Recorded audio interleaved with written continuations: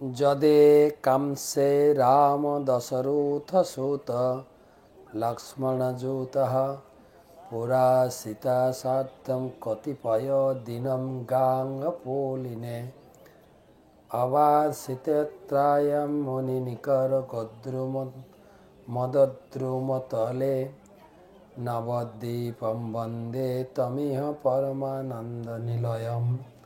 বাড়াও না, কমাবে। মণিগণের ধ্যেয় বস্তু দশরথ নন্দন রামচন্দ্র ত্রেতা যুগে বনবাসকালে অর্ধাঙ্গিনী শ্রীমতী সীতাদেবী ও ভ্রাতা লক্ষণ সহ মদদ্রুম দ্বীপ নামক যার এক দেশে গঙ্গা তটে মহাবটবৃক্ষ তলে কুটির বেঁধে পরমানন্দে কিছুকাল অবস্থান করেছিলেন। পরমানন্দ নিলয় সেই নবদ্বীপ ধামকে আমি অনন্তকাল বন্দনা করি। মদদ্রোম রামলীলম স্মরণ গৌরমুমোদঃ বৈকুণ্ঠপুর মধ্যে তু দৃष्ट्या নিঃশ্রয়ম বনম ব্রহ্মানেয়ম বিরজপারে গতবান শ্রী মহৎপুরম স্থানঞ্চ পাণ্ডুপুত্রাণম কাম্য নাম বনম শুভম দৃষ্টিয়া পঞ্চবটিচন্দ্র শ্রী শঙ্করপুর যজৌ। শ্রী গৌরাঙ্গ মহাপ্রভু মদদ্রুমে রামলীলা স্মরণপূর্বক আনন্দিত হয়েছিলেন। বৈকুণ্ঠপুর মধ্যে নিঃশ্রেয়সয় বন বিরাজমান তীরে ব্রহ্মাণীকে দর্শনপূর্বক শ্রী মহৎপুরে গমন করেছিলেন। অতঃপর পাণ্ডুপুত্রগণের পরম পবিত্র কাম্যবন ও পঞ্চবটি বন দর্শন করে শঙ্করপুরে গমন করেছিলেন। তো আজকে আমরা মদদ্রুম দ্বীপ সম্বন্ধে আলোচনা করব। মদদ্রুম দ্বীপ। বন্দে অহম শ্রী গুরো শ্রীযুত পদকমলম শ্রী গুরুন বৈষ্ণবাংশ্চ শ্রীরূপম সাগ্রজাতম সহগণ রঘুনাথান্বিতম তম সজীবম সাদ্বৈতম সাবধূতম পরিজন সহিতম কৃষ্ণ চৈতন্য দেবম শ্রী রাধা কৃষ্ণ পাদান সহগণ ললিতা শ্রী বিশাখান্বিতাংশ্চ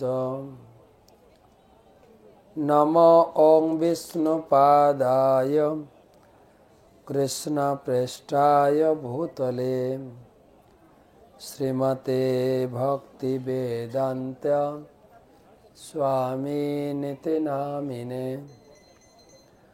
নমস্তে সারস্বতী দেবে গৌরবাণী প্রচারিণে নির্বিশেষ শূন্যবাদী পাশ্চাত্য দেশতারিণে। আজনো লম্বিত ভুজৌ কনকাবদাতৌ সংকীর্তনৈকপিতরৌ কমলায়তাক্ষৌ বিশ্বম্ভরৌ দ্বিজবরৌ যুগধর্মপালৌ বন্দে জগৎপ্রিয়করৌ করুণাবতারৌ। জয় শ্রীকৃষ্ণ চৈতন্য প্রভু নিত্যানন্দ শ্রী অদ্বৈত গদাধর শ্রীবাসাদি শ্রী গৌরভক্তবৃন্দ। হরে কৃষ্ণ কৃষ্ণ কৃষ্ণ হরে হরে হরে রাম রাম রাম হরে হরে। সুধী সজ্জন মণ্ডলী, মমতাময়ী মাতৃমণ্ডলী, সকলকে এই নবদ্বীপ পরিক্রমা আলোচনায় সুস্বাগতম জানাই। প্রথমে গুরুপাদ পদ্মে প্রণাম নিবেদন করে তার আশীর্বাদ প্রার্থনা করি। নম ওং বিষ্ণুপাদায় কৃষ্ণপৃষ্ঠায় ভূতলে শ্রীমতে জয়পতাকা স্বামিনিতি নামিনে।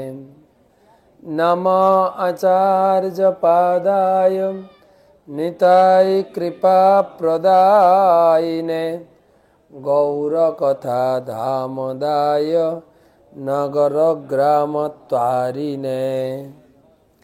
আমরা নবদ্বীপের সীমন্ত দ্বীপ, গদ্রুম দ্বীপ, মধ্যদ্বীপ অ্যান্ড কলদ্বীপ।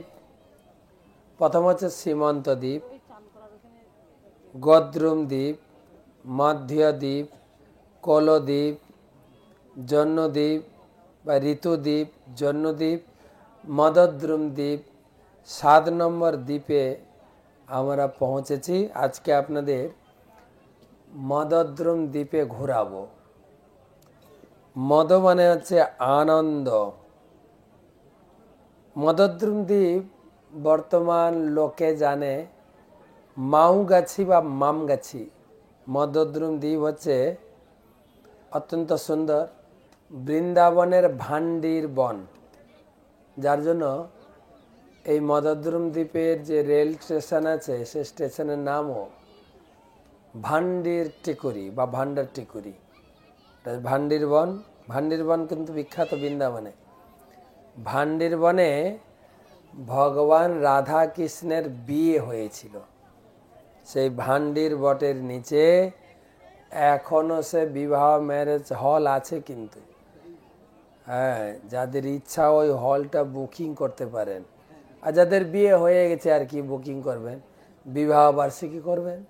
হ্যাঁ, কেন আগে যাদের বিয়ে হয়েছে না তারা এত ধুমধাম করে বিয়ে করেনি, সেই জন্য এখনকার বিয়ে দেখে সবাই পস্তায়।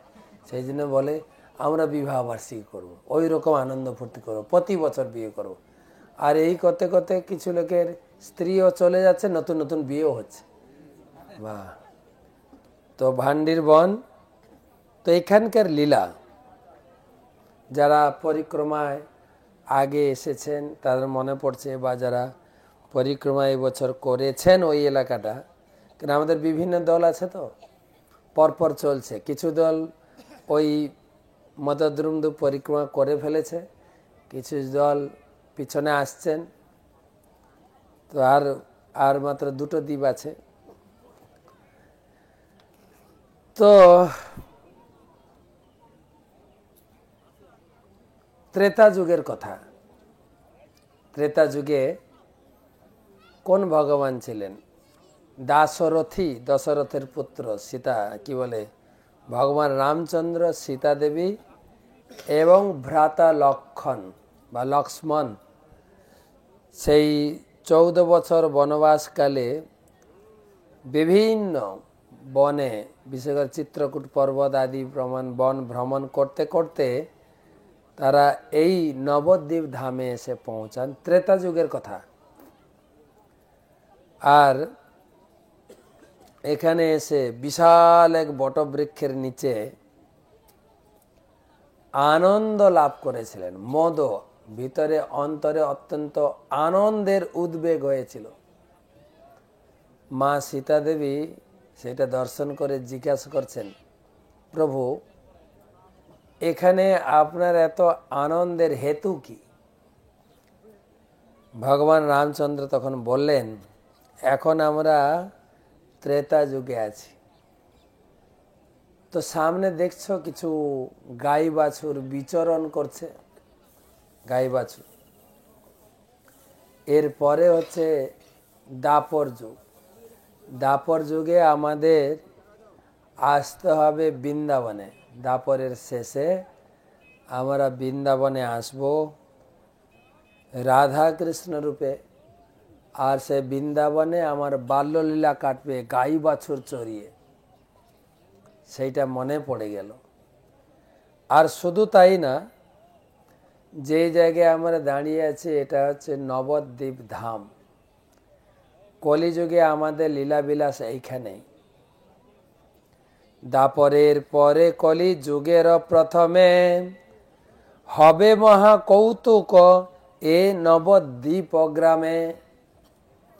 নবদ্বীপে করি অতি অদ্ভুত বিহার, তদুপরি করিব সন্ন্যাস অঙ্গীকার। আমরা কলিযুগের শুরুতে নবদ্বীপে আমরা আসব। আমি আসব নিমাই রূপে, তোমাকেও নিয়ে আসব। তুমি আসবে বিষ্ণুপ্রিয়া রূপে। আর অদ্ভুত বিহার হবে আমার ছোটবেলায় আমি অত্যন্ত বিবিধ চাঞ্চল্য প্রকাশ করব এবং বিদ্যা লাভ করে পাণ্ডিত্য প্রকাশ করব। আর পাণ্ডিত্য লীলায় আমি সবাইকে ব্যাকরণের তর্ক দিয়ে পরাস্ত করব। খুব তর্ক করতেন নিমাই।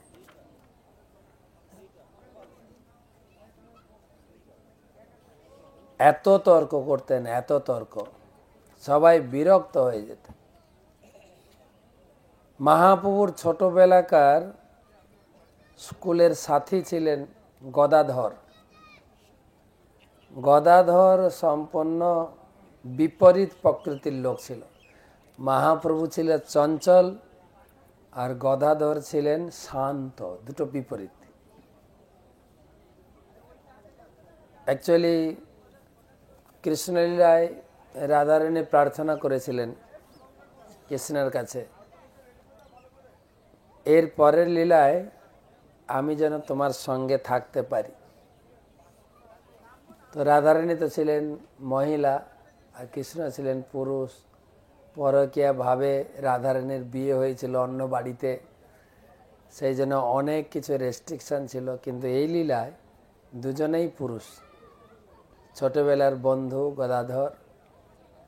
তাই গদাধর ছিলেন খুব শান্ত। আর এই চঞ্চলতার দরুন নিমাইয়ের গদাধর একটু এড়িয়ে এড়িয়ে চলতেন নিমাইকে। স্কুলে যাওয়ার পথে যদি সোজা রাস্তায় গদাধর যেত না, গদাধর উল্টো রাস্তায় ঘুরে ঘুরে স্কুলে যেতেন, যাতে তর্কবাজ নিমাইয়ের পাল্লায় না পড়তে হয়।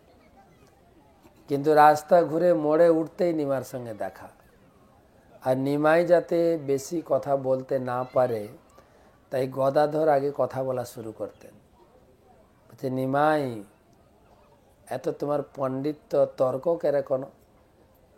পড়ে কেন লোক কৃষ্ণ জানিবারে, সে যদি নহিল বিদ্যায় কি করে? পড়াশোনা করার অর্থ হচ্ছে কৃষ্ণকে লাভ করা। যদি কৃষ্ণ ভক্তির লাভ না হলো তাহলে পড়াশোনা করে কি লাভ? তখন নিমাই বলছেন, এমন বৈষ্ণবময়ী হইমু সংসারে, অজ ভব আদি সব আসিবেক আমার দুয়ারে। ঠিক আছে গদাধর, আমি একদিন এত বড় বৈষ্ণব হব না, আমার বাড়িতে শ্রী ব্রহ্মা এসে আমাকে প্রণাম করবে।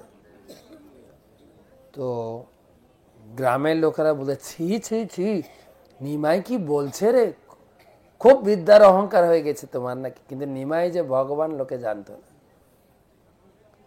তো সেই আমি ছোটবেলায় পাণ্ডিত্য, তারপরে ঔদ্ধত্য, চাঞ্চল্য প্রকাশ করব, এই কথা আলোচনা হচ্ছে ত্রেতা যুগে। সীতা দেবীকে বলছেন। তারপরে আমার পিতা অন্তর্ধান হবে, গয়া তীর্থে গিয়ে আমি পিতৃপুরুষের উদ্দেশ্যে পিণ্ডদান করব। তারপরে ওখান থেকে হরিনাম দীক্ষা নিয়ে আসব। আর এসে হরিনাম প্রচার, ব্রহ্মাদি দুর্লভ হরিনাম সংকীর্তন প্রচার করে জগৎবাসীর কল্যাণ করব। নবদ্বীপবাসীর কি আনন্দ হবে আমার হরিনাম সংকীর্তনে।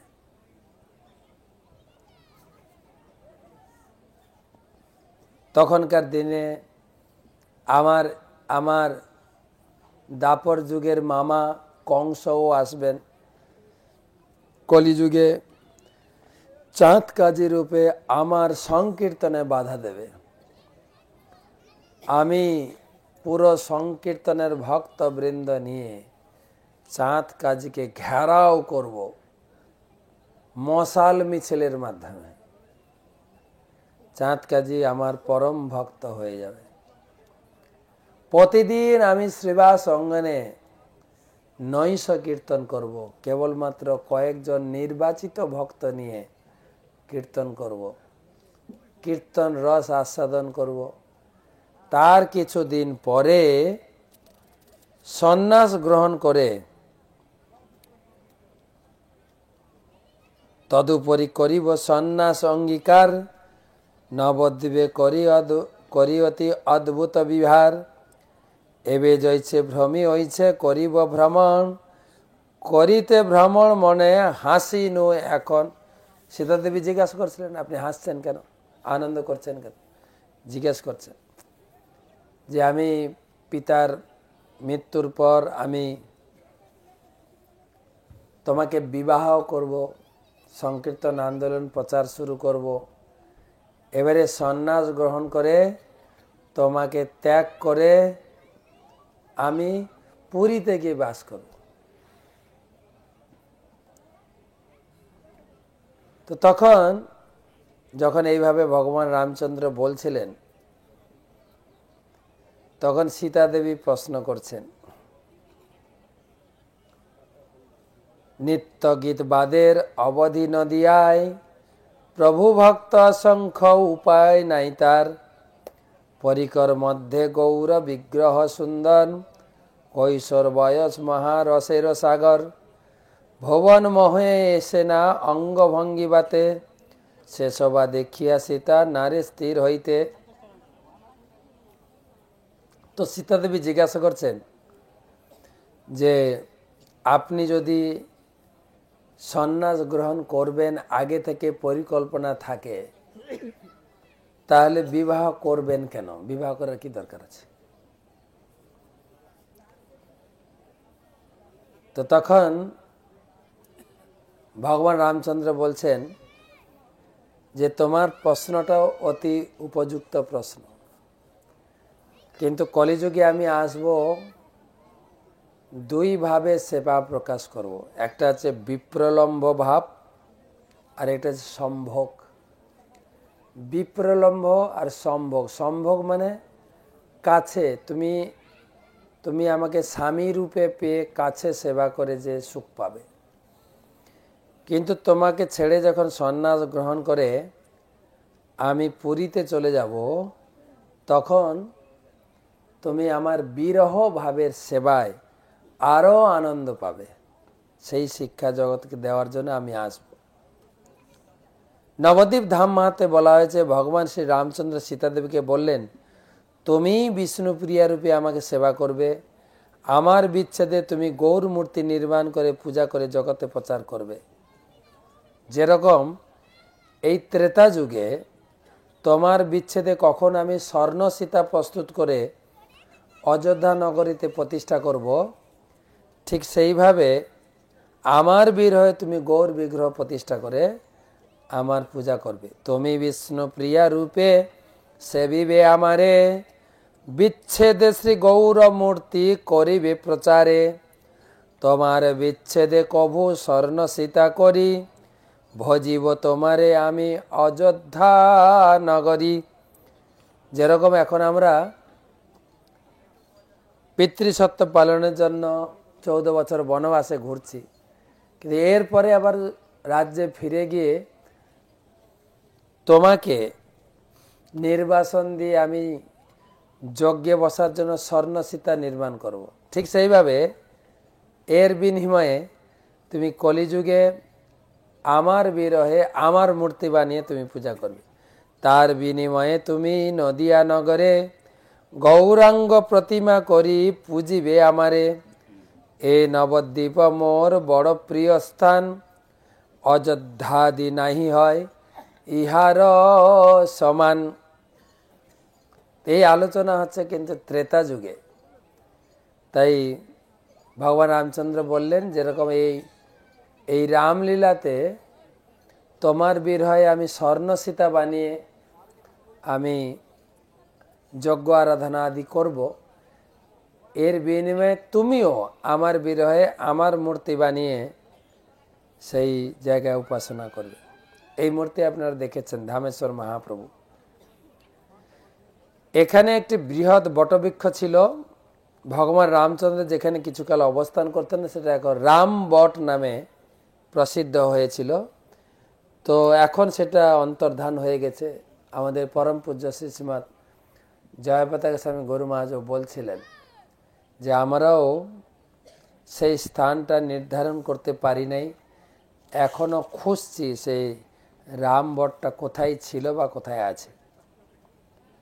এই জায়গাটা হচ্ছে অযোধ্যা ধামের প্রতিভূ, এটাকে অভিন্ন অযোধ্যা ধাম বলা হয়। তো একটা গেল মদদ্রুম দ্বীপ কেন নাম হলো, এখানে কি কি দর্শনীয় আছে? দর্শনীয় আছে একটা হচ্ছে সারঙ্গ মুরারি শ্রীপাঠ, বৃন্দাবন দাস ঠাকুরের জন্মভিটা, তারপরে ভান্ডার টিকুরি, বৈকুণ্ঠপুর, সদানন্দ ভট্টাচার্য গৃহ।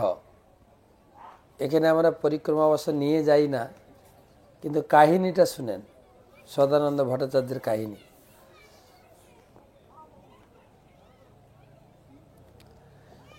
ভগবান রামচন্দ্রের লীলা একজন ভক্ত ছিল চণ্ডাল, কি নাম যেন, গুহক চণ্ডাল, গুহক। ভগবান রামচন্দ্রের মিত্র গুহক চৈতন্য মহাপ্রভু লীলায় তিনি মামগাছিতে বা মদদ্রুম দ্বীপে সদানন্দ ভট্টাচার্য নামে এক ব্রাহ্মণ পরিবারে আবির্ভূত হয়েছিলেন। সদানন্দ ভট্টাচার্য, রাম মিত্র গুহক চণ্ডাল, সদানন্দ ভট্টাচার্য নামক এক ব্রাহ্মণ। তিনি রামচন্দ্রের পরম উপাসক ছিলেন, রামচন্দ্র ব্যতীত কিছুই জানতেন না। রাম মিত্র গুহক প্রভুর ইচ্ছা বসে এই স্থানে জন্মিলেন বিপ্রের ঔরসে। ওখানে চণ্ডাল ছিল, এখানে ব্রাহ্মণ ঘরে জন্ম হয়েছিল। সদানন্দ বিপ্র ভট্টাচার্য তার নাম, রাম বিনা ত্রিজগতে নাহি জানে আর। কেবল রাম উপাসনা করতেন। আর যখন এই গৌরাঙ্গ মহাপ্রভু তিনি জগন্নাথ মিশ্রের ঘরে আবির্ভূত হন, সেই দিন এই সদানন্দ ভট্টাচার্য জগন্নাথ মিশ্রের বাড়িতে ছিলেন। তিনি গৌরাঙ্গ মহাপ্রভু প্রকট উৎসব দেখেছেন। আর এই সদানন্দ বিপ্র সেই গৌরাঙ্গ যে নিমাই ছোট্ট শিশু, তাকে তিনি দর্শন করেছিলেন। সেই রামচন্দ্র দুর্বাদল শ্যাম মূর্তি, রামের মতো দর্শন করেছিলেন। তাই তিনি স্থির করেছিলেন যে ইনি হচ্ছেন আমার রাম।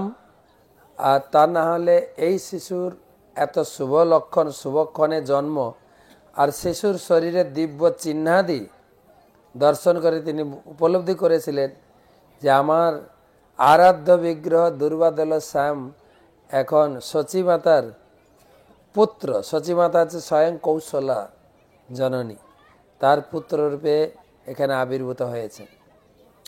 যে দিবস বিশ্বম্ভর প্রকট হইলা, সে দিবস বিপ্র মিশ্র গৃহে ছিলা।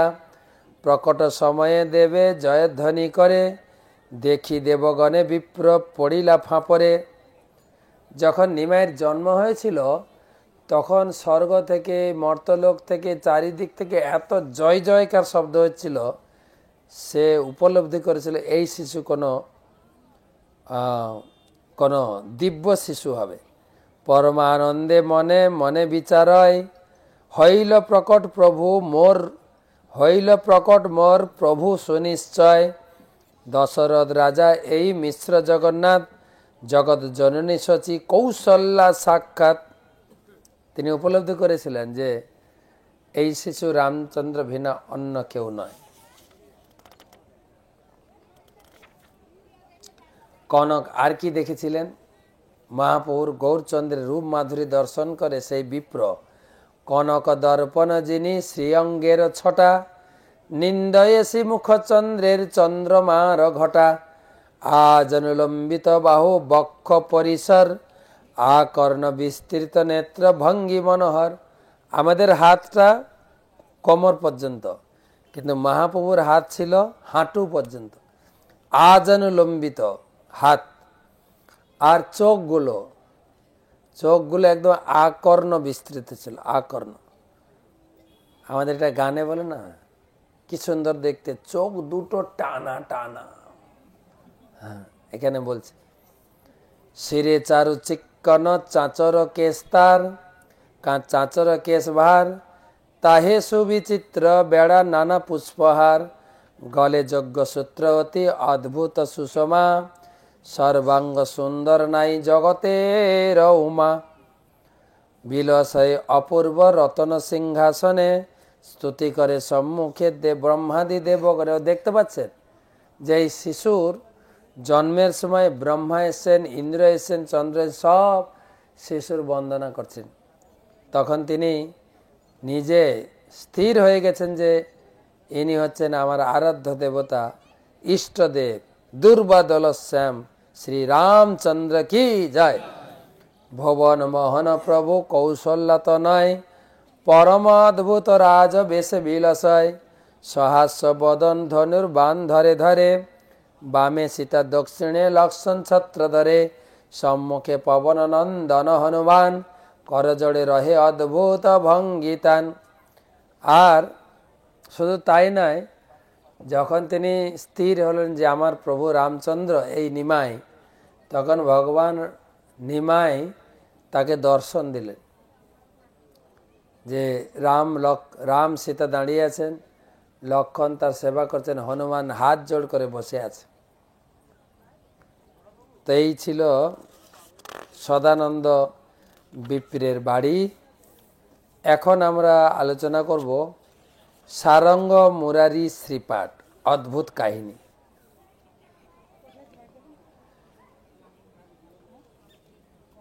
সারঙ্গ মুরারি শ্রীপাঠের সামনে যে বকুল বৃক্ষ আছে, এটা যে সিদ্ধ বকুল। সিদ্ধ বকুল কয়েক জায়গায় আছে, পুরীতে আছে এটাও। তো সারঙ্গ মুরারি ঠাকুর, সারঙ্গ ঠাকুর, তার আরাধ্য দেব হচ্ছেন শ্রী শ্রী রাধা গোপীনাথ। গোপীনাথের সেবা করতেন, আর এই বকুল তলায় বসে লক্ষাধিক নাম জপ করতেন প্রতিদিন। মহাপ্রভু তিনি যখন বিদ্যানগর যেতেন, বিদ্যানগর যাওয়ার পথে সারঙ্গ মুরারি শ্রীপাঠে আসতেন, সারঙ্গর সঙ্গে অনেক কথা বলে। সারঙ্গ তিনি ছিলেন বয়সে অনেক বড়, মহাপ্রভু তাকে পিতৃতুল্য সম্মান করতেন, পিতার মতো সম্মান করতেন। তারপরে তখন বৃদ্ধ হয়েছেন, তো মহাপ্রভু বলতেন, ঠাকুরমশাই আপনি বৃদ্ধ হয়েছেন, গোপীনাথের সেবা কি করে চলতে থাকবে, আপনি কাউকে শিষ্য রূপে গ্রহণ করুন। কিন্তু সারঙ্গ তিনি এত দৈন্য ছিলেন, বলে আমি নিজেকে উদ্ধার করতে পারছি না, আমি আবার শিষ্য নেব, সে আবার কেমন হবে। আর বিশেষ করে এই কলিযুগে যোগ্য শিষ্য পাওয়া বড়ই দুর্লভ। মহাপ্রভু বললেন আপনি যাকে শিষ্যরূপে গ্রহণ করবেন সে আপনার কৃপায় যোগ্য হয়ে যাবে। এই কথাটা কিন্তু তাৎপর্যপূর্ণ। কিন্তু আমরা দীক্ষা নেওয়ার সময় পরীক্ষা দিই, অনেক কিছু করি, তার মানে আমরা যোগ্য নই। কিন্তু গুরুদেবের যে কৃপা লাভ করে হরিনাম জপ করতে করতে, গীতা ভাগবত এবং ভগবানের সেবা করতে করতে হয়তো যোগ্য লাভ করতে পারে, যোগ্যতা অর্জন করতে পারি।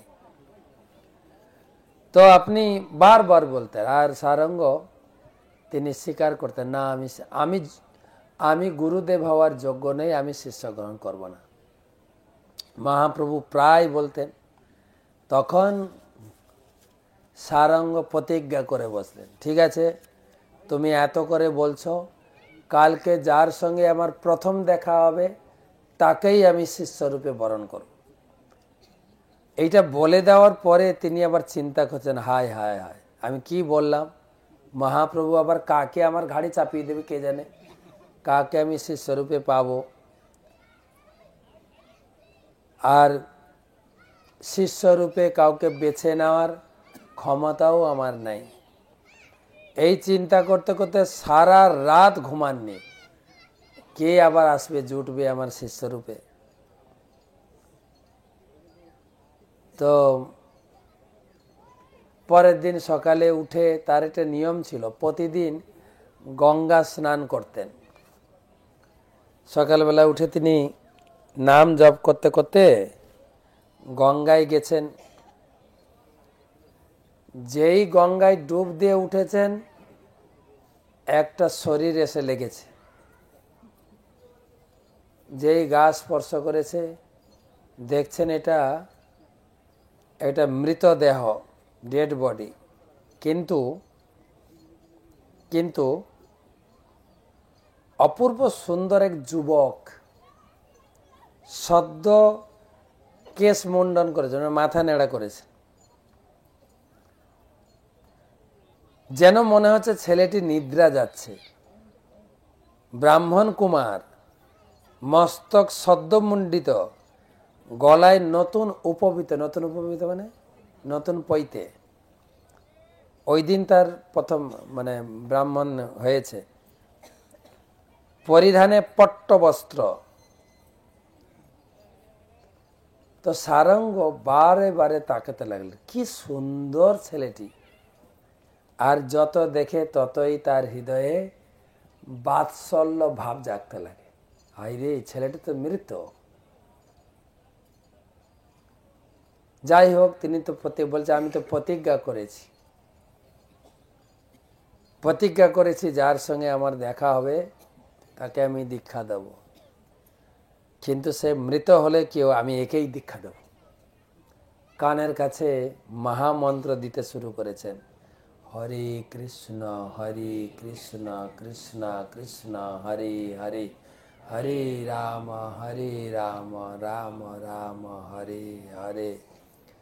আর যেই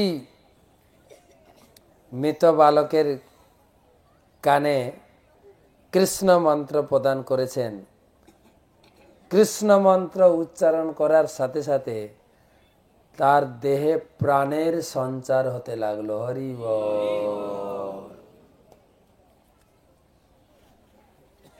আর সকালবেলা বহু লোক ঘাটে স্নান করতে আসছিলেন, বহু লোক। তারা দেখছেন মজা, বাহ, সাধু একটা ডেড বডিকে হরি নাম দিয়ে বাঁচিয়ে দিলেন। তারপর ওই জলে দাঁড়িয়ে দাঁড়িয়ে দীক্ষা দিয়েছে, নামও দিয়েছে। কত সহজ দীক্ষা পদ্ধতি ছিল। আমাদের কত পরীক্ষা দাও, ভাইবা দাও, তারপরে এখন এসে গেছে আইডিসি কোর্স, তা কিছুই ছিল না। দীক্ষা দিলেন, দিয়ে ঘাটে যত লোক ছিল সবাই হরিবল হরিবল হরিবল করে ধ্বনি করছেন। কি চমৎকার সাধুর পাওয়ার! মৃতদেহকে, এরকম মহাপ্রভু ভক্তদের অলৌকিক অনেক কাহিনী আছে। একটা আছে আমাদের এই হুগলি জেলায় আটপুর বলে একটা জায়গা আছে, যেখানে পরমশ্রী দাস ঠাকুরের শ্রীপাঠ, তিনি হরিনাম কীর্তন করে নাচতেন।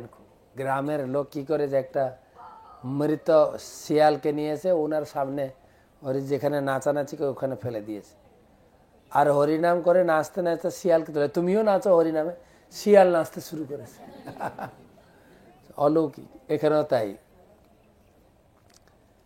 তো ধীরে ধীরে খবর ছড়াচ্ছে, আরে আমাদের সারঙ্গ ঠাকুর এটা মৃতদেহকে বাঁচিয়ে দিয়েছেন। শুধু বাঁচিয়েছেন না, দীক্ষা দিয়ে শিষ্য বানিয়ে মন্দিরে সেবা। চলো চলো চলো দেখে আসি, চলো যাই সারঙ্গ ঠাকুরের নতুন শিষ্য দর্শন করে আসি। নতুন মানে একটাই শিষ্য। বহু লোক নানা রকম উপহার দ্রব্য নিয়ে হাজির হলেন দেখতে। এই খবর ছড়াতে ছড়াতে ছড়াতে সারঙ্গ, তার নাম ছিল মুরারি, মুরারির বাড়ি পর্যন্ত পৌঁছে যায়। তার বাড়ি ছিল বর্ধমান জেলার গলসি স্টেশনের সর বৃন্দাবন গ্রামে। তো সেখানে তার বাবা মা শুনেছে, তার বাবা মা গ্রামের লোক নিয়ে দৌড়ে দৌড়ে এসছে, দেখে সত্যিই তো আমার ছেলেটা এখানে সেবা করছে। তখন ডাকছে, এ মুরারি, মুরারি। মুরারি বলছে, তোমরা কে? কি রে, আমি তোর বাবা, আমি তোর মা। কে বলছে, আমি তোর কাকু, তুই চিনতে পারছিস না? বলছে, ও আমার ছিল বাবা মা কাকু কাকি সব ছিল, কিন্তু আমি মরে গেছিলাম, আমাকে তো ভাসিয়ে দিয়েছে, সে মুরারি চলে গেছে। আমার এই গুরুদেব আসলে সর্প দংশনে ব্যক্তিকে অগ্নিদাহ করা হয় না বা মাটিতে সমাধিও দেওয়া হয় না, তাকে জল সমাধি দেওয়া হয়, জল সময় জলে ভাসিয়ে দেওয়া হয়। জানি না কোনো কারোর কি বলে কৃপায়, কারোর আশীর্বাদে বেঁচেও যেতে পারে, ওই জন্য ভাসিয়ে দিয়েছিল। তো এখন আমার যে গুরুদেব পুনর্জীবন দান করেছেন, তার সেবা ছেড়ে আমি আর যাব না। জাননি, বাবা মাও খুশি যে কমপক্ষে আমাদের ছেলেটা বেঁচে এসেছে আর মন্দিরের সেবায় যুক্ত হয়েছে। তো সেই সারঙ্গ মুরারি ঠাকুর, শিষ্যের নাম ছিল মুরারি, গুরুদেবের নাম ছিল সারঙ্গ। গুরুদেব তার নাম দিলেন সারঙ্গ মুরারি বা মুরারি চৈতন্য দাস, দুটো নাম আছে। সে এক অদ্ভুত শিষ্য ছিল। কিরকম শিষ্য ছিল লিখেছেন, বাহ্য নাহি শ্রী চৈতন্য দাসের শরীরে, ব্যাঘ্র তাড়াইয়া যায় বনের ভিতরে। কখনো কোনো বনে গিয়ে বাঘকে তাড়াতো, বাঘের পিছনে দৌড়াতো, বাঘ ভয়ে পালাতো। বাহ্য চেতনা নাই, সবসময় তিনি আত্মা দেখতেন, বাঘ বলে দেখতেন না। কবলম্ফ দিয়া উঠে বাঘের উপর, কখনো বাঘের উপরে উঠে বসত। কৃষ্ণের প্রসাদে ব্যাঘ্র লঙ্ঘিতে না পারে, আর বাঘও জব্দ হয়ে দাঁড়িয়ে থাকতো, তাকে না কামড়াতো না দৌড়ে পালাতো। মহা অজগর সর্প লইলেন কখন, কোনো মহা অজগর সবলে কোলে নিয়ে বসে থাকতেন। নির্ভয় চৈতন্য দাস থাকে কুতূহলে, ব্যাঘ্রের সহিত খেলা খেলেন নির্ভয়। হেন কৃপা করে অবধূত মহাশয়, অবধূত মানে নিত্যানন্দ প্রভু যেরকম অদ্ভুত অদ্ভুত কাজ করতেন, এও সেই রকম। সেবক বৎসল্য প্রভু নিত্যানন্দ রায়, ব্রহ্মার দুর্লভ রস ইঙ্গিতে ভুঞ্জায়।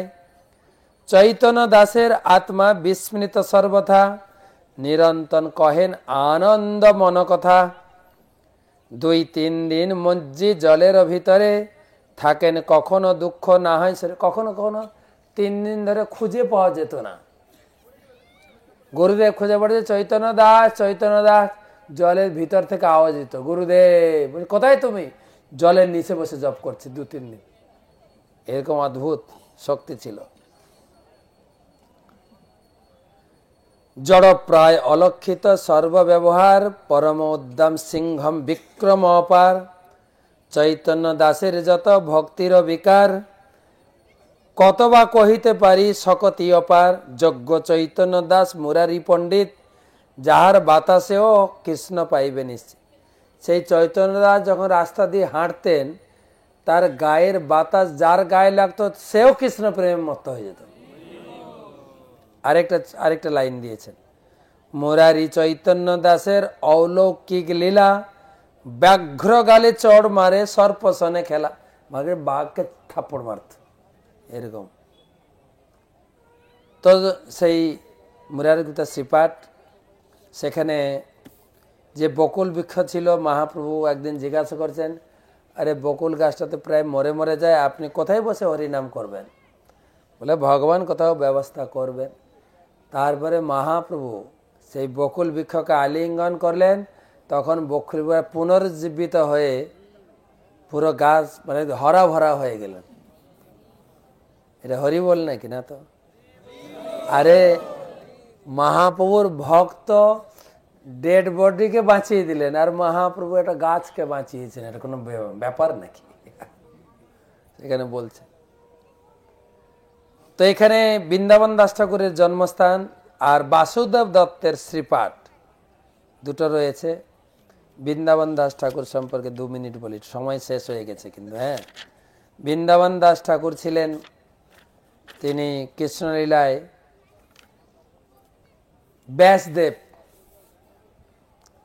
ব্যাসদেব তিনি বৃন্দাবন দাস ঠাকুর রূপে কলিযুগে তিনি আবির্ভূত হয়েছিলেন। আর তার যেরকম ব্যাসদেব ভাগবতম লিখে গেছেন, বৃন্দাবন দাস ঠাকুর লিখেছেন, বৃন্দাবন দাস কইল চৈতন্য মঙ্গল, যাহার শ্রবণে নাশে সর্ব অমঙ্গল। চৈতন্য নিতাইয়ের যাতে জানি এ মহিমা, যাতে জানি কৃষ্ণ ভক্তি সিদ্ধান্তের সীমা। ব্যাসদেব যেরকম ভাগবত লিখেছেন, এই বৃন্দাবন দাস ঠাকুর গৌর ভাগবত লিখেছেন, যার নাম হচ্ছে চৈতন্য ভাগবত। যে চৈতন্য ভাগবত শুনলেই জীবনের সমস্ত অমঙ্গল নাশ হয়ে যাবে। চৈতন্য নিতাইয়ের যাতে জানিয়ে মহিমা, যাতে জানি কৃষ্ণ ভক্তি সিদ্ধান্তের সীমা। যত ভক্তি জগতের সিদ্ধান্ত আছে, সব সিদ্ধান্ত বাংলা ভাষায় একদম সরল ভাষায় বৃন্দাবন দাস ঠাকুর চৈতন্য ভাগবতে লিখেছেন। ভাগবতে যত ভক্তি সিদ্ধান্তের সার, লিখিয়াছেন ইহা জানি করিয়া উদ্ধার। ভাগবতের যত সিদ্ধান্ত আছে সেখান থেকে নিয়ে চৈতন্য ভাগবতে লিখেছেন। চৈতন্য মঙ্গল যদি শুনে পাষণ্ডী জবন, যদি পাষণ্ডীও চৈতন্য মঙ্গল বা চৈতন্য ভাগবত শুনে, সেও মহাবৈষ্ণব হয় ততক্ষণ। চৈতন্য ভাগবত শুনলেই মহাবৈষ্ণব হয়ে যাবেন। চৈতন্য ভাগবত আমাদের ছিল না, প্রায় 6 বছর নতুনভাবে প্রকাশিত হয়েছেন। যারা ক্লাস শুনছেন লাগলে বলিয়েন, পাঠিয়ে দেবো। হ্যাঁ, মনুষ্য রচিতে নারে ওইছে গ্রন্থ ধন্য, বৃন্দাবন দাস মুখে বক্তা শ্রী চৈতন্য। এই গ্রন্থ বৃন্দাবন দাস ঠাকুর লেখেননি, বৃন্দাবন দাস ঠাকুরের মুখে চৈতন্য মহাপ্রভু বসে লিখিয়েছেন স্বয়ং। বৃন্দাবন দাস পদে কোটি নমস্কার, ওইছে গ্রন্থ করিতে হো তারিলা সংসার। এই একটা গ্রন্থই সারা জগৎকে উদ্ধার করবে। নারায়ণী চৈতন্যের উচ্ছিষ্ট ভাজন, তার গর্ভে জন্মিলা শ্রী দাস বৃন্দাবন। তারপরে আছে অর্কটিলা, সূর্যটিলা, বৃন্দাবনের সূর্যটিলা এই মদদ্রুম দ্বীপে রয়েছে। তারপরে বৈকুণ্ঠপুর, তারপরে মহৎপুর, স্বয়ং লক্ষ্মী নারায়ণ এখানে বাস করছেন। আর মহৎপুর মানে হচ্ছে মহান পঞ্চপাণ্ডবদের মধ্যে যিনি হচ্ছেন যুধিষ্ঠির মহারাজ, তিনি তার অজ্ঞাত বাসকালে তিনি এখানে তার দ্রৌপদী সহ পঞ্চপাণ্ডব একাচক্রে যাওয়ার আগে এই জায়গায় বাস করেছিলেন। এতগুলো জায়গা আছে, টাইম তো শেষ হয়ে গেছে, আর কি বলবো, নাহলে আর একটু বলতাম। তো এই পঞ্চপাণ্ডব সেই দাপরের শেষে মহাপ্রভু দর্শন দিয়েছিলেন। কলিযুগে প্রকট হইয়া গণ সঙ্গে, মাতাইব জগৎ মাতিব সংকীর্তনে। তোমা সভা স সিন্ধু তীরে বিলাসিব, ব্রজের দুর্লভ প্রেম সুধা পিয়াইব। এত কহি রাজার জানিয়া মনোবৃত্তি, হইলেন পরব সুন্দর গৌর মূর্তি। এসব রয়েছে। আজকে এই পর্যন্ত থাক। কালকে আসবো আমরা রুদ্রদ্বীপে প্রবেশ করব। রুদ্রদ্বীপ তো কালকে তো না, তো কালকে তো রবিবার, টক শো শুনবেন। তো রবিবারে টক শোতে আপনারা থাকবেন। আর এবারে টক শো কিন্তু বিশেষ আলোচনা, কিন্তু গৌর পূর্ণিমা মহোৎসব আপনি কিভাবে করবেন, বাড়িতে গৌর পূর্ণিমা কি উৎসব কিভাবে করবেন, নানাদি প্রশ্নের উত্তর পাবেন কালকের টক শো, রবিবারের টক শোতে। তো সবাইকে ধন্যবাদ, শুভরাত্রি, ভালো থাকবেন।